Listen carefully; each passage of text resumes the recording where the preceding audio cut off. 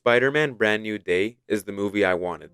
I'm gonna be honest, I had very high expectations going into this movie. After No Way Home, I kind of had a couple ideas of where this movie was gonna go, and how it was gonna focus on Peter. We gotta remember that he lost everything, except his suit and his powers. After the last three movies, I feel like this was a great place to put Peter. This new movie gave us something that we haven't seen yet with Tom Holland's Spider-Man, and it's him being alone. He doesn't have the Avengers or some huge plot. It's just him living in New York, putting on the mask every night and looking out for the people. I know this is a random comparison, but it really gave me the same vibe as the 2022 Batman movie. Anyways, this movie was a fresh start from all the chaos that we'd seen before, and also because Peter has to live with everything that happened to him. And you can see how lonely he is just within the first few minutes of the movie. He's watching MJ and Ned on social media, and that was heartbreaking. And he's nothing but a stranger to them. One side of him is being destroyed mentally, but on the other hand, he still has to protect the city. Being Spider-Man is his only life now. He wakes up, watches over New York, and stops whoever he has to. He comes home,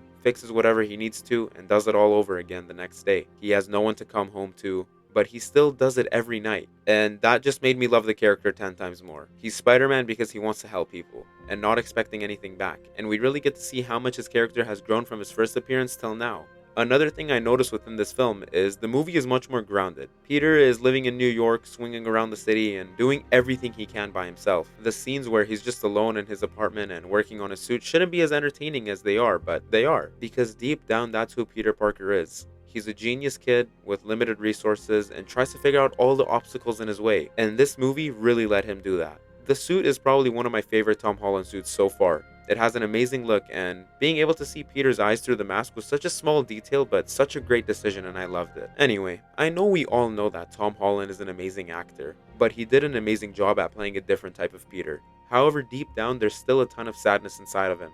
He has tons of trauma and doesn't mention it, and he doesn't even have anyone to talk to. He finally got out of the stage where he's looking for Tony Stark's approval or for the Avengers to look at him as an important hero. He put all of that to the side and is figuring out how to be a proper Spider-Man. Moving on, another character that really stole the show and broke our hearts was MJ. Her scenes were difficult to watch, man. Peter remembers everything about this girl, meeting her, falling in love with her, everything they went through together. And obviously MJ can't remember any of that. And the movie doesn't really try to take it out the easy way, even though it did seem like it for a sec where we thought that Jean Grey wasn't taking control of her mind, but she ended up actually doing so. Peter wasn't able to just magically fix everything, and I really like that realistic aspect. He had to watch her move on with her life. He can't force MJ to feel the same way about him or to make her fall in love with him. You can see it in his eyes. Sometimes he'd feel that MJ could remember him, but it all disappears. This was by far the strongest storyline that we've seen from this version of Spider-Man. This man Peter has the power that people would literally give their lives for. He can fight people 3 times his size, but at the end of the day, he can't bring back the girl that loved him the most. And we're gonna move on to Peter's powers changing now. We see this guy's body change, and his spider abilities begin evolving in ways that we can't even understand. His senses were becoming stronger, and he's getting more uncontrollably aggressive, and we see his eyes turning to black. And we saw him develop organic webbing. I really liked what this movie did with that too, because his physical changes are connected to the amount of emotional trauma and stress he's going through. It's because he's been through so much. He's getting more mature and growing into being Spider-Man full time. We see him realize that he shouldn't be afraid of these changes, and he needs to accept that this is just another part of him being Spider-Man. He spent so much of his life trying to balance out his personal life and his superhero life, and he sees now that he only has one of those identities left. And while Peter is going through all of this trouble, he faces something huge on top of all of this. And eventually we got introduced to Jean Grey. I really did dislike her. I can't lie, she was doing ridiculous things that just made me not look forward to her in any sort of way.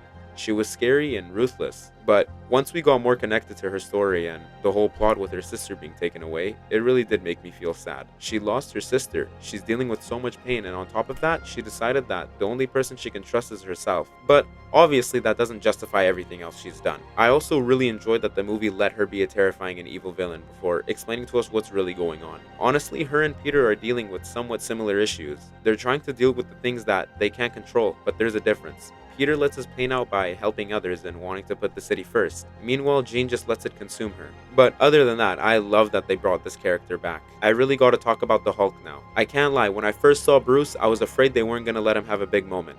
But he was terrifying. He seemed so powerful, and when he lost control, I feel like everything around us was going to break down. And what was also amazing was Peter didn't beat him, because honestly he shouldn't.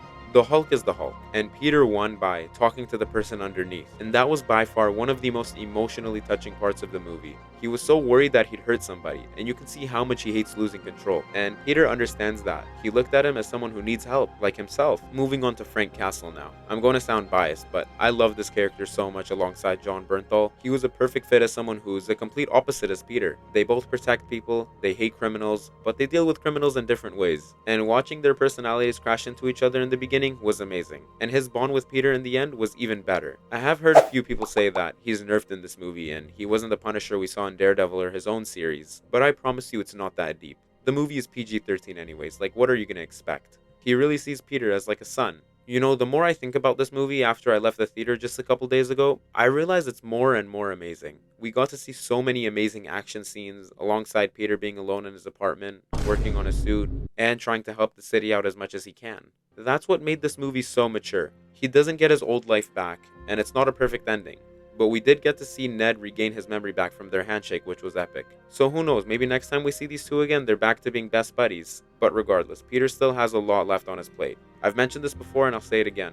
Nobody knows him anymore, but he still goes out there and just wants to help people. He wants to drop the crime rate, and that's what Spider-Man truly is. After everything that Tom Holland Spider-Man has been through, I really couldn't have asked for a better portrayal of a broken Spider-Man. And if you've made it this far, thank you. Consider liking or subscribing if you want. Comment if you want to. I'll try my absolute hardest to reply to you.